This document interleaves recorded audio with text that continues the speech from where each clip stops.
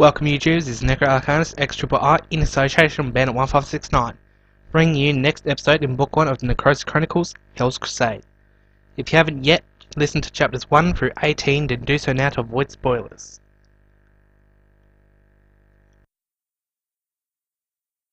Previously on Hell's Crusade, Dante stumbles into the cursed town of Raven, which, as I just said, has become corrupted by a demonic curse. After exploring the town for a short while, he finds that Adele's twin sister Kara may be in the town, and furthermore may be the cause of the curse. He sets out to find her, but only finds cultists, demonic nurses, and the prophecy of a fallen angel that will liberate Raven at the cost of taking the curse with him. Believing that it concerns him and Kara, Dante is suddenly knocked out as he encounters a creepy girl in the hospital surgery auditorium. What will happen to him?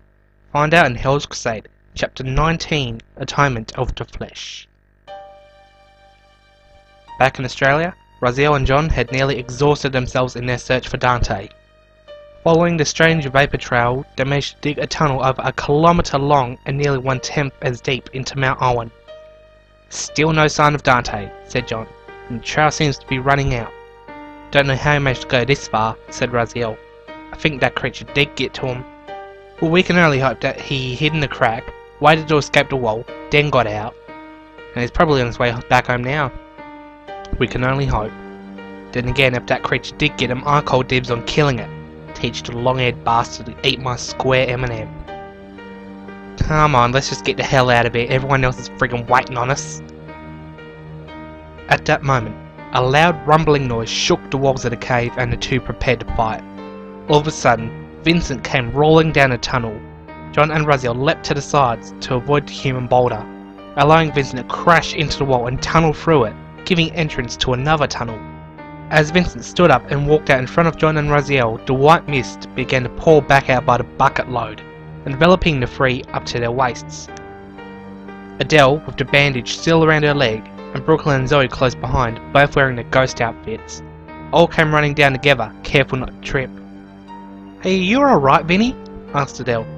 "I'm okay," replied the giant. John began brushing Vincent off. "You be trippin', boy," he laughed. John looked around as if he were expecting something. "We need to find Dante. His smart-ass remarks would be good for a laugh every now and then." "Let's go then," said Adele. "If he's gone through here, then we'll find him eventually." Adele began to walk into the mist.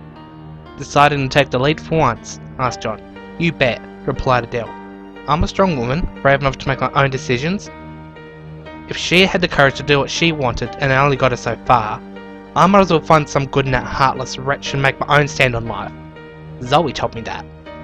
John gave a small laugh out of interest. Not surprising. In college, old Zoe here once joined a feminism rally just for the fun of it, and she wound up leading the damn thing.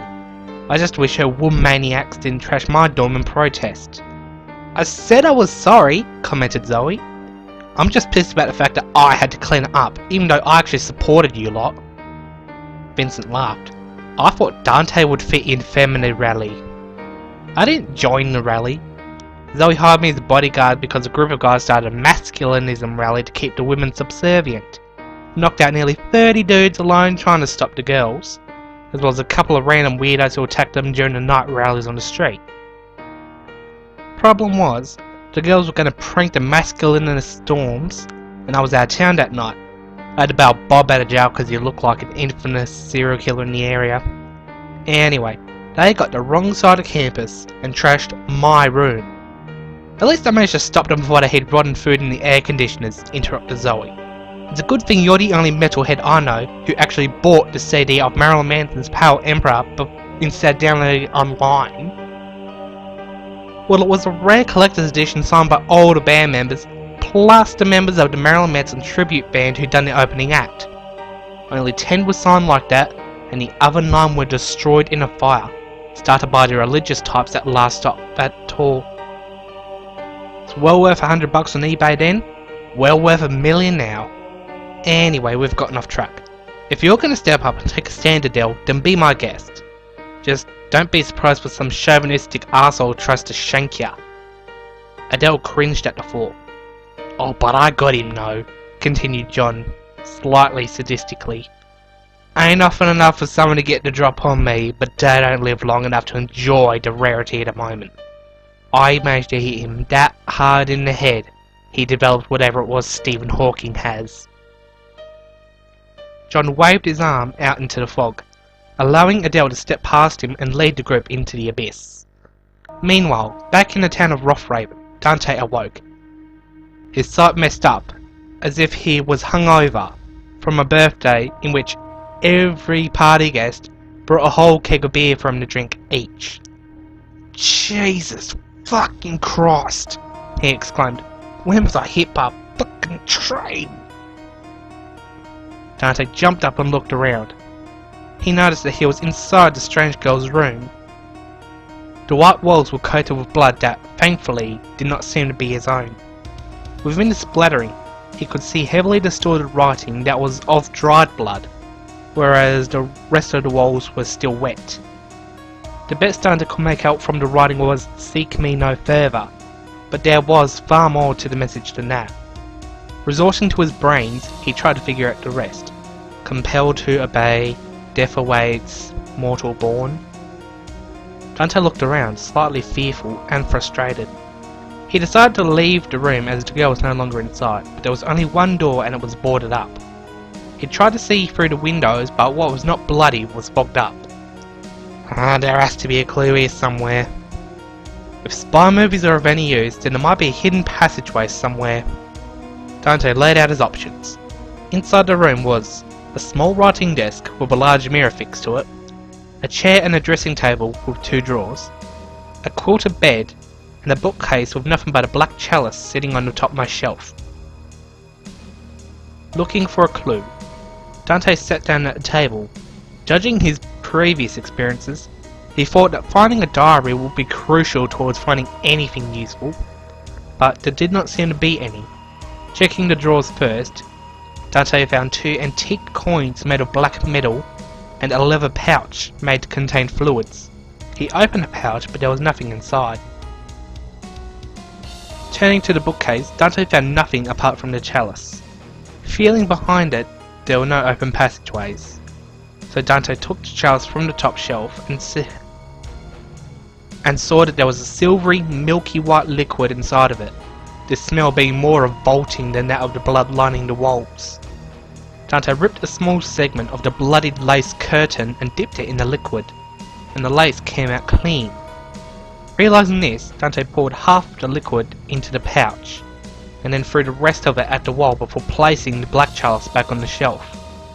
The wet blood dissolved in the silvery liquid, which slowly evaporated into white mist that then dissipated completely.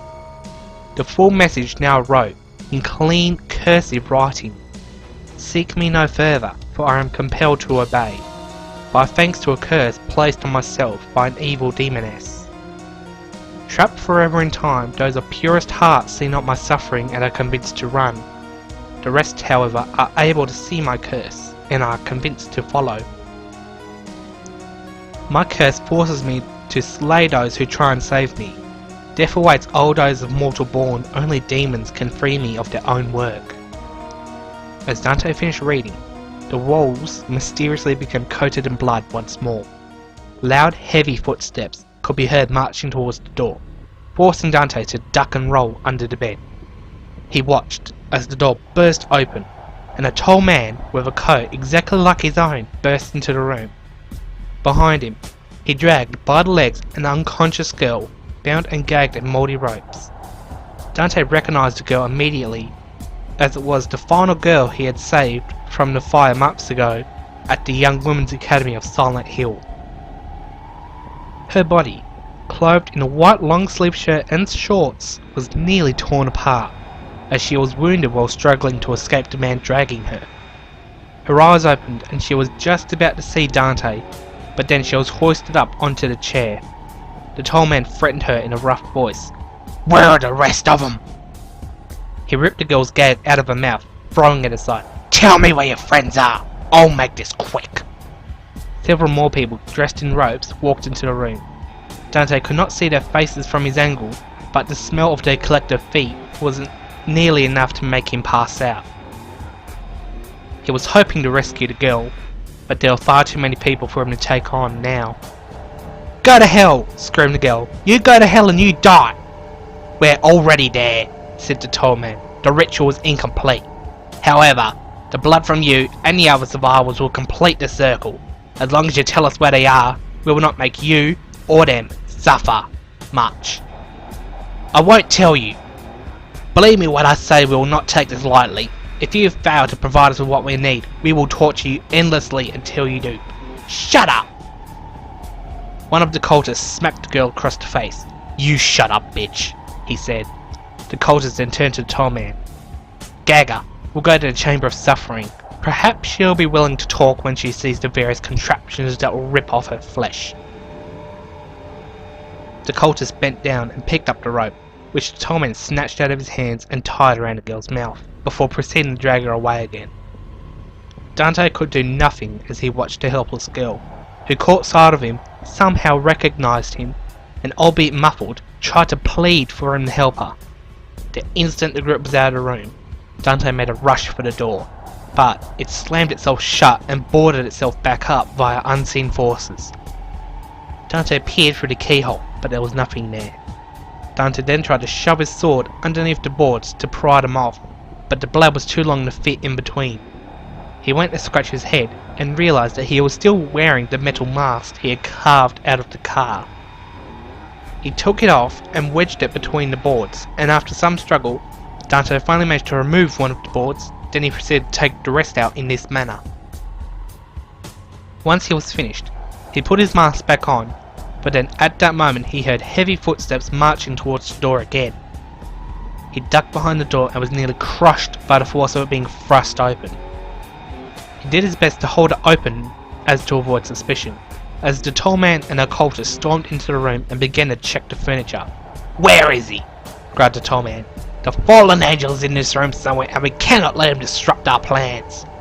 Eventually, the only place left to look was behind the door, so Dante had to windwalk his way out, staying in the corner opposite the two as they looked. Eventually they gave up. "Bah, that girl gave us false information," said the cultist. "I call the branding iron when we get back." The two slammed the door shut behind them, and Dante ran over and opened it himself. Much to his shock, the entire doorway was boarded up with bricks.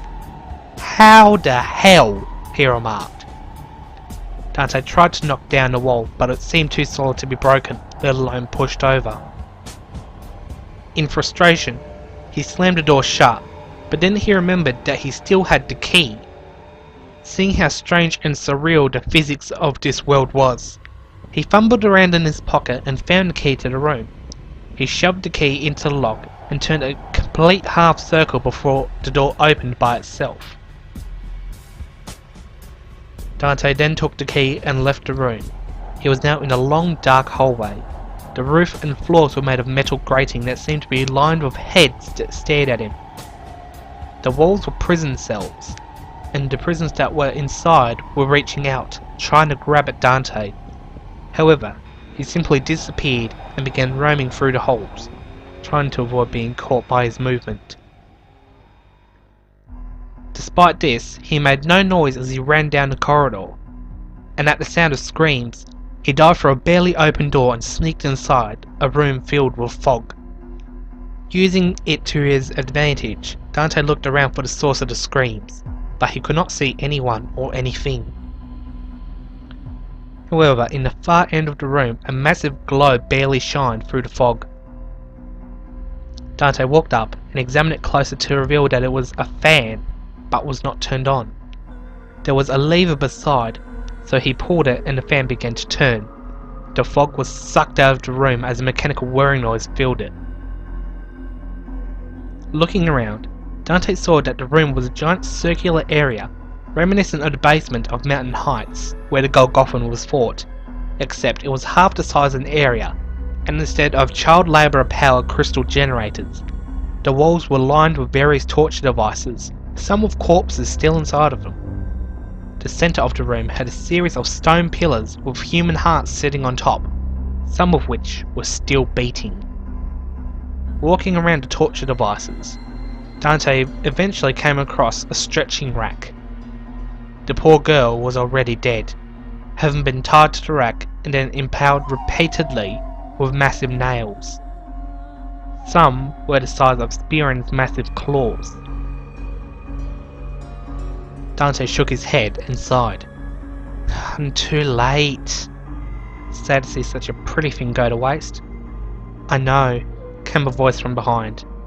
Dante whipped around in shock, and he could see the girl standing directly in front of him. Surprising, is it not? She asked. My name's Shari, and I've been killed by the order of Malfunctioning. Now my soul is trapped here, doomed never to climb the stairway to heaven, or walk the highway to hell, until I'm set free. You're a ghost? Asked Dante. Nearly. I have a physical form, however. Until those demons return and turn me into one of their own, I can be of help to you. Dante sighed and scratched his head. Of all the places for you to end up after that incident. It doesn't matter, interrupted Shari. You saved my life once, so now I can help you save another. How can you help me? Well, when somebody is killed by the Order, they return having the knowledge that the Order does. Right now, the Order safeguards a soul in distress, one of the 32 that survived the catastrophe. You mean 31? No, another was saved by the one who betrayed her. The one you have come to find. Dante began to click onto what Shari was saying. So then, where is she? He asked. The Nephilim. She is hidden within your home, inside a deep mountain. However, inside there is a nexus, a gateway that leads here.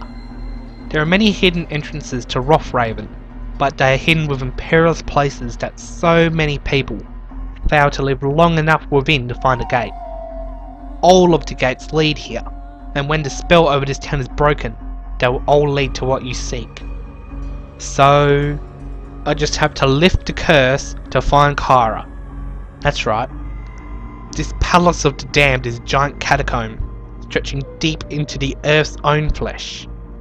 To open the gateway to the Hell Queen's chamber, the first step is that the sacrifice of 21 sacraments must be made. 21 sacraments? Yes. It is why the Order is tracking down my fellow survivors.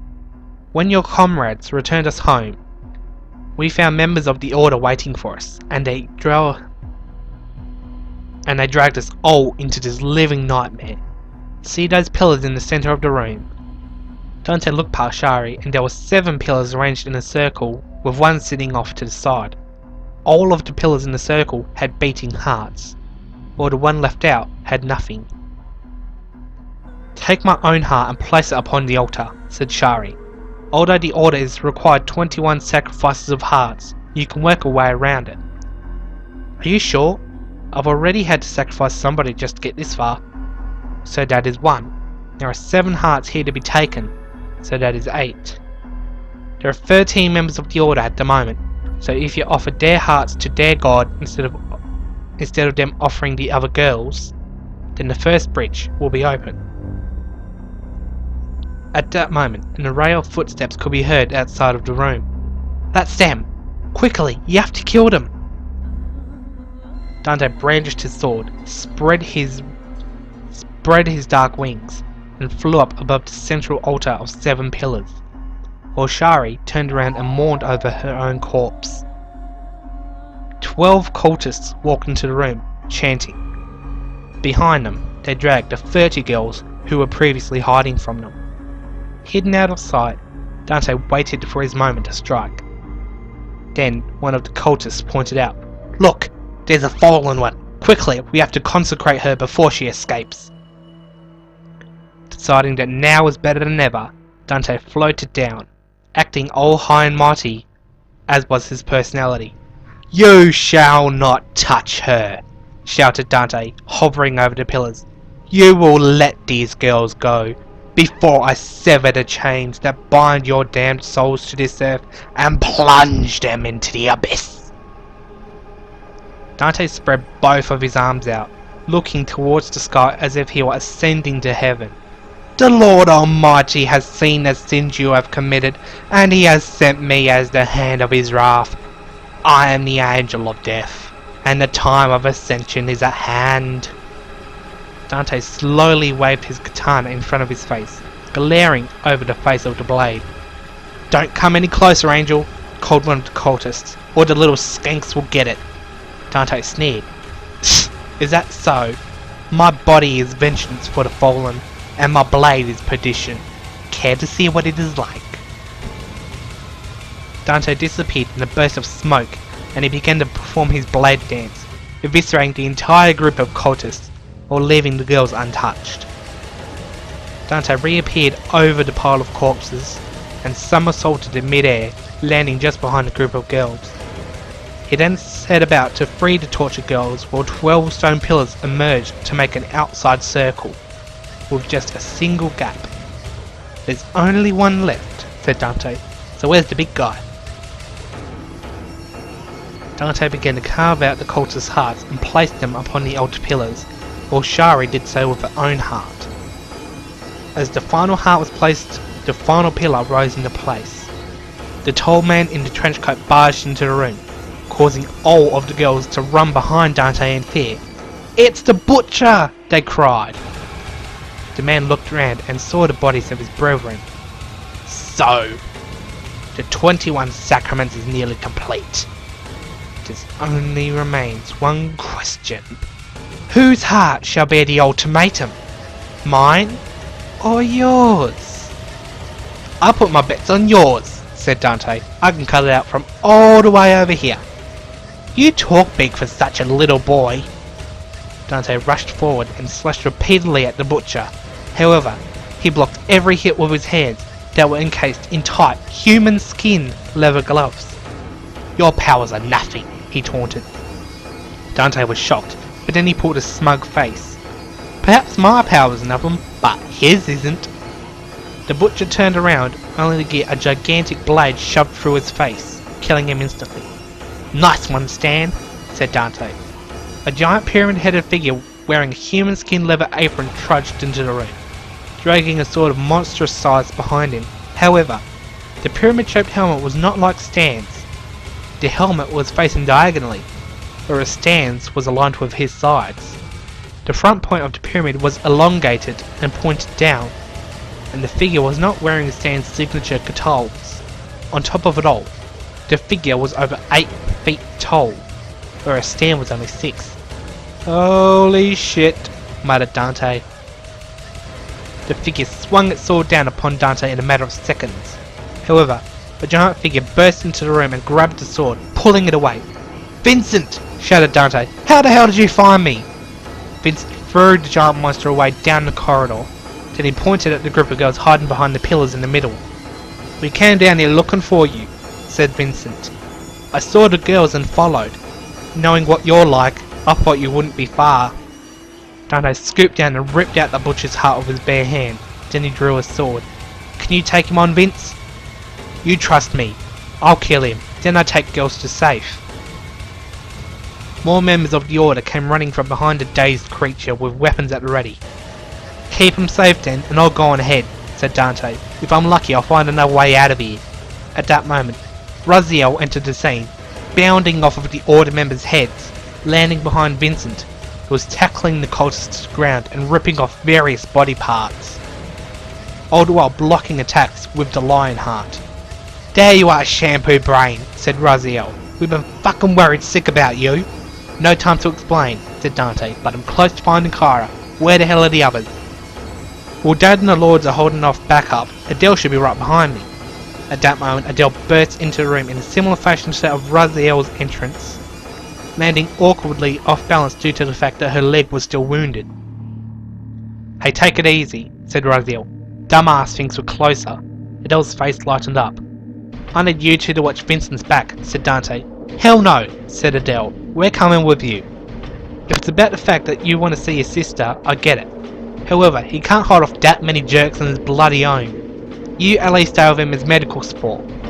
Adele went to insult Dante but hesitated. "You're probably right for once. Don't worry, Raz and I can take care of this. When you two clear out the bad guys, get the girls out of here." Dante ran over to the altar and placed the butcher's heart on the empty pillar designated for it. "What are you doing?" asked Raziel. "Well, I'm supposed to do something here, but I don't know what. If only Stan was here." The pair then heard someone clearing her throat, and they turned to see Shari waving. "Forget about me, did you?" she asked. "Strange," replied Dante. "I never forget a pretty face." "Anyway, what am I supposed to do?"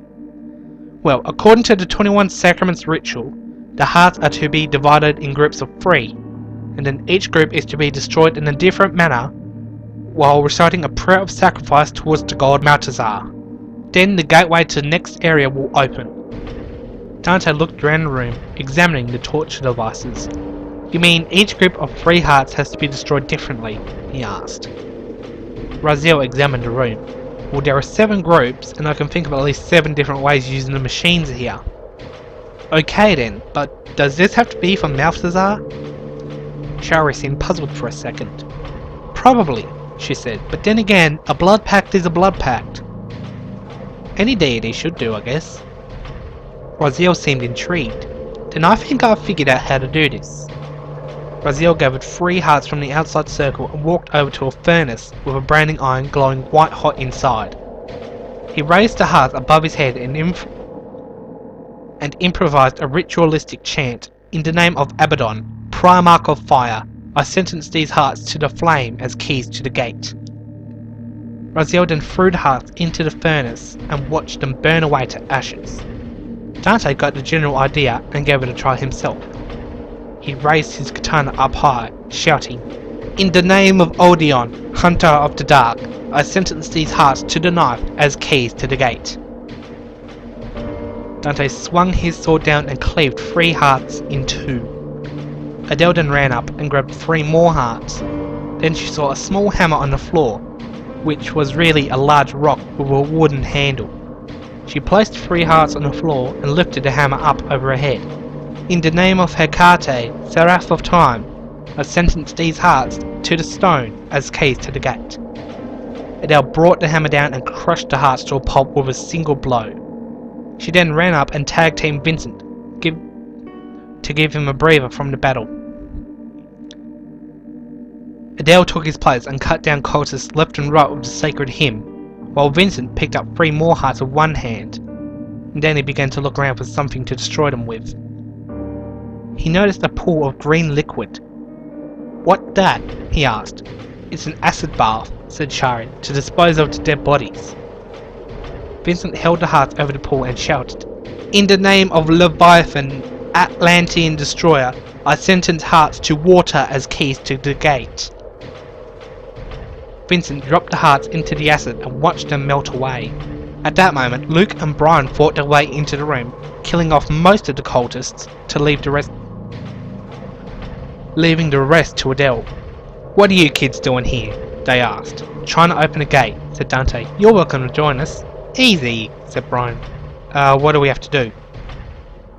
Raziel was about to explain, but the 2 men were more interested in Shari, who had collected 3 hearts, including her own and the butcher's, ripped a noose from a torture device resembling a gallows. Then she wrapped the cord around the 3 hearts and prepared to pull the knot taut. "In the name of Maltazar, unholy god of blood and shadow, I sentence these hearts to the noose as keys to the gate." Shari yanked on the rope and the hearts were bisected. Brian immediately clicked on. "I got it." Brian walked over and scooped up 3 hearts with his right arm and carved out a section of the floor with his knife. Underneath the metal sheets there was dirt, hinting that the building was underground. Brian buried the hearts and began to stomp underground, stating, "In the name of Njord, giant of the mountains and forests, I sentence these hearts to the earth as keys to the gate." Luke looked at the final 3 hearts and decided to destroy them with his magic. "In the name of Diabolos, Elder of Babylon, I sentence these hearts to the storms as keys to the gate." Luke fired a ray of electricity that caused the hearts to explode where they sat. "Now that's what I call a massive coronary attack," he said. At that moment, the giant pyramid-headed monster lifted itself off the floor. Its helmet fell off, revealing that it had no eyes, ears, hair, or a nose. Its head was wrapped in a contraption that dug hooks into the creature's lips and held them open, revealing broken and yellowed teeth, which chattered as the head twitched at random intervals. As it marched forward, Stan jumped onto its back and began to scratch at its chest with his catals. Everybody else soon followed after, cheering Stan on. The giant creature tried to charge down Vincent, but it tripped over a corpse and fell flat on its face. Vincent then picked up the creature's tremendous sword and drove it into the creature's head, seemingly killing it. "Good job, Vin," said Raziel. "When we get back, I'll drive you up for ice cream." Vincent began to jump up and down happily, clapping his hands with a silly grin on his face. "Like taking care of a little kid," said Brian. "A little kid who once bit for a rock because Dante said there was chocolate inside," added Raziel. "That's quite sad," said Luke. "No. The sad part is that he still tricks the poor guy into eating rocks." Dante picked up the stone hammer and began to walk over to Vincent, but Raziel interrupted him. "Put that down," he said. "He's suffered enough already, having gone for a while thicker in his own muscles just to get here." Raziel turned around and whistled at Brian, Vincent, Stan and Luke. "You lot get these girls out of here, they've suffered enough as well. Pretty Boy and I will go on ahead to rescue Kyra." It all cleared her throat. "I was about to get to you," said Raziel. "I was going to say that you've got a choice, but I can tell you want in with us." Adele crossed her arms and smiled proudly. "I find your sudden bravery rather unnerving," said Dante. "Whatever happened to the quiet girl who always stayed behind everyone and dates a vampire in near secrecy?" "She died in a fiery explosion," said Adele. "All I care about now is undoing all of her plans." "You be tripping, girl. Alright, Ramp, let's go." Brian called the group of girls over to follow him and the others out of the door, leaving Raziel, Dante and Adele and Shari behind. "Aren't you going?" asked Raziel. "I can't," replied Shari. "I'm dead. Wiped out by the butcher. Until this curse is lifted, I'm stuck here. What I can do now is help the Angel of Death liberate us." "Angel of Death?" Dante nudged Raziel. "Apparently, I'm supposed to be part of some prophecy about lifting the curse from this town at the cost of taking the evil with me or some shit like that. Either way, I just want this shit over and done with. I'm sick and tired of cutting out people's hearts already, and killing Empire soldiers is my favourite hobby. Apart from staring at yourself in the mirror," commented Adele. Dante tried to change the subject, then turned around to Shari. "So, wasn't the gate supposed to open?" he asked. Shari was confused. "I'm not sure. The gate should have opened to the next trial, but I guess it doesn't seem to be in this room." Dante turned back to Raziel and Adele. "How did you guys get in?" "Well, the exit's right up ahead," said Raziel. "It's shaped like a garage. The entrance is out front. There's a room off to the side where we store all the scrap parts. Then there's the back exit. We haven't gone out there though." "But that's where I came from," replied Dante. "Some creepy dimensional warp or something. I went into a room, and when I left through the same door I was in another place. I don't even know where we are." "In the church," said Adele. "There was a hidden door in one of the hallways." "Wooden door with a crucifix, but instead of Jesus it was a chick?" "Yes." "Through the keyhole was there a strange Victorian Britain style bedroom?" "Yes." "Well, I entered a similar door in the hospital. Only thing was, I was hit by someone leaving the room with the door, and I blacked out only to find myself in the room when I woke up. Then there was a message written in blood. Dracula here might be interested to have a look." Dante suddenly rushed out of the room with the others in pursuit. They reached the strange door and Dante unlocked it. They went into the room and examined their surroundings. "If a hidden entrance has opened," said Raziel, "it'll most likely be in here." "Well, I've already checked for hidden doors," replied Dante. "There are none." At that moment, Raziel's phone began to ring. John was on the other line, and he seemed surprised. "Raz, come to the graveyard quickly! Something weird is going down here!" Shari bid the others farewell, and they ran out of the building. And that was chapter 19. Okay, so we've got some stuff to cover in here, so I'll start from the beginning. The small banter with John and Raziel, and John and Zoe, early on is only a fictional event, but the whole thing about the Marilyn Manson Power Emperor album as a plot device is a reference to the fact that by the time I was writing this particular scene, I actually got the Power Emperor album. However, it's not a copy signed by the band, and it's not even the deluxe version of the album. However, Remember I mentioned several episodes ago that Zoe and the other Lords of Salem are based off of real people. And the part of Zoe being the leader of a feminism group is because, well, at least the way I see her as an actual person, she's a very strong woman, and I believe that she has good leadership capabilities. That's why I made her the head of the Lords of Salem in Hell's Crusade.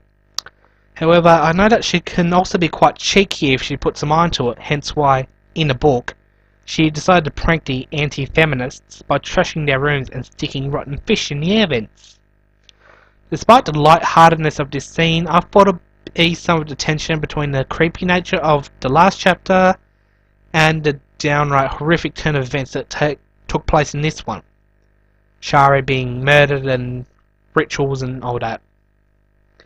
Speaking of which, when the scene moves on to Dante in the White Room, the scenes of him using the various items in the room to figure out what is happening is a reference to the Silent Hill series, as is the theme of the last few and the next and maybe the one after chapter. I need to check on that. But the black chalice on the bookshelf is a reference to the obsidian goblet, an item obtainable in Silent Hill 2 and I think Silent Hill Downpour. But in Downpour it's only collectible as part of a side quest, but in 2 the item is important to unlocking one of the multiple endings. I won't spoil what it is. But yeah, the black chalice Dante uses a reference to that.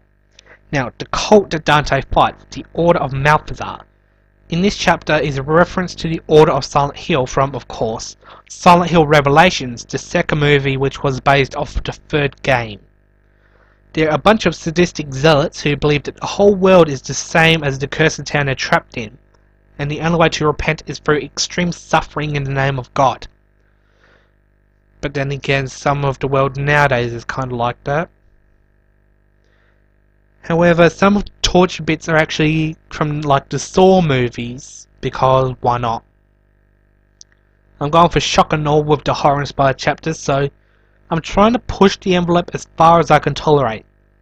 Remember John's ultra death threat from like chapter 15 or whatever?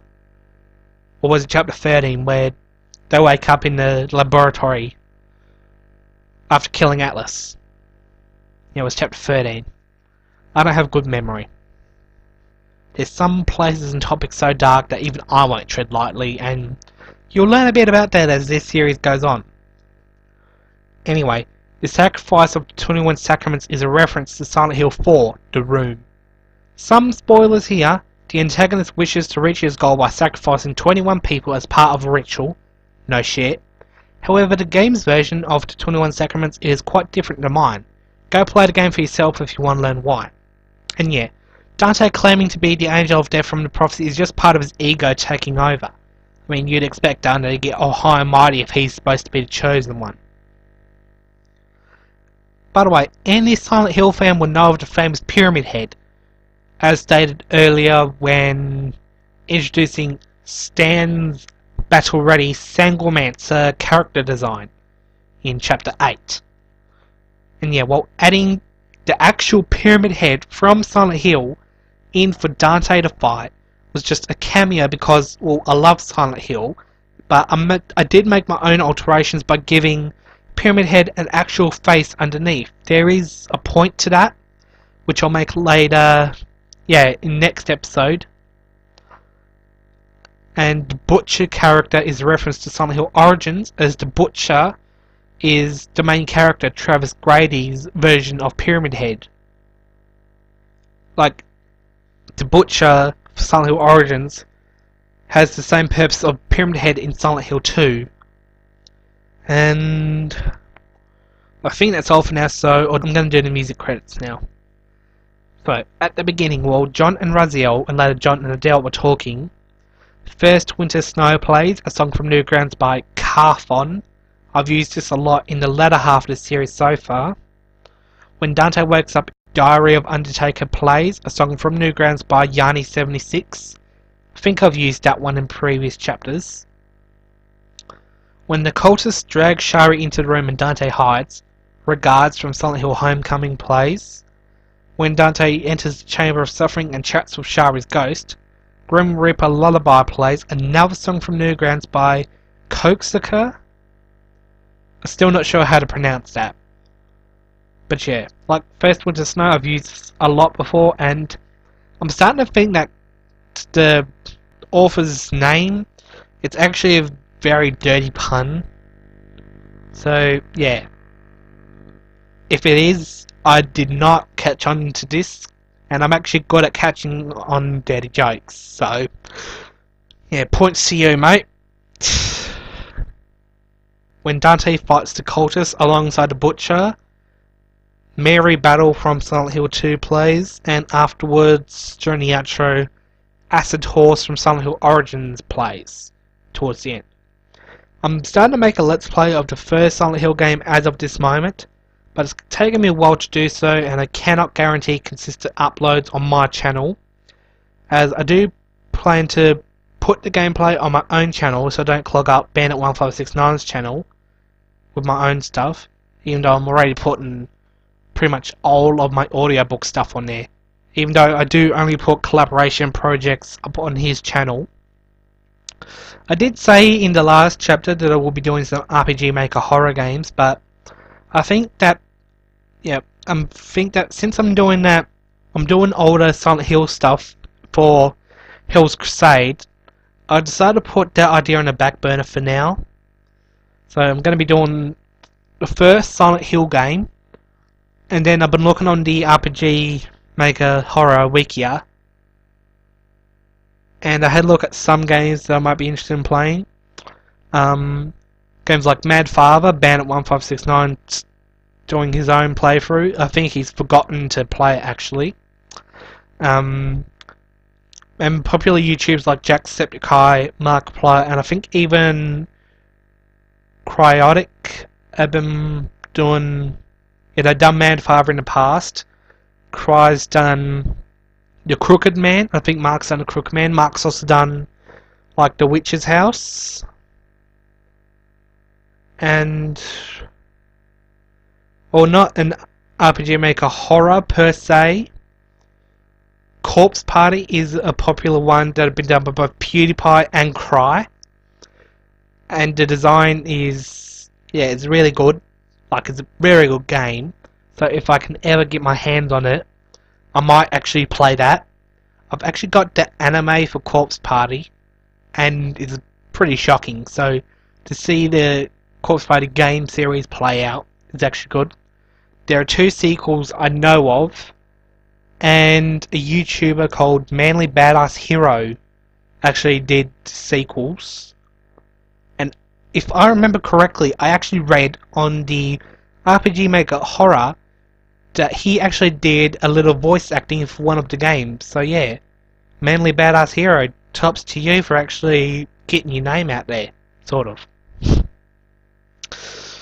Yeah, I think that's all I've got to talk about this time, so until next time, this is Necro Arcanist XIII in association with Bandit 156.